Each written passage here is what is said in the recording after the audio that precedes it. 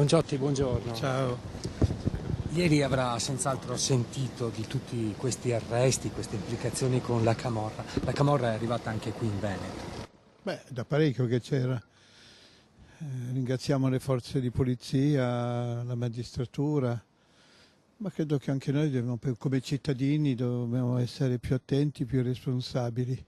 Il fenomeno è preoccupante. L'ultimo rapporto al Parlamento italiano mette in evidenza che non c'è regione d'Italia che si può dichiarare esente. Le mafie sono profondamente cambiate, sono molto più flessibili, sono reticolari, hanno creato rete tra di loro. Oggi è molto forte la famosa area grigia, questa commistione tra legale e illegale. Quindi dobbiamo riflettere, non dobbiamo fare sopravvalutazioni né sottovalutazioni, prendere coscienza che il problema c'è, che c'è un ruolo di magistrati, delle forze di polizia, delle istituzioni, ma ci vuole anche una maggiore coscienza da parte di noi cittadini.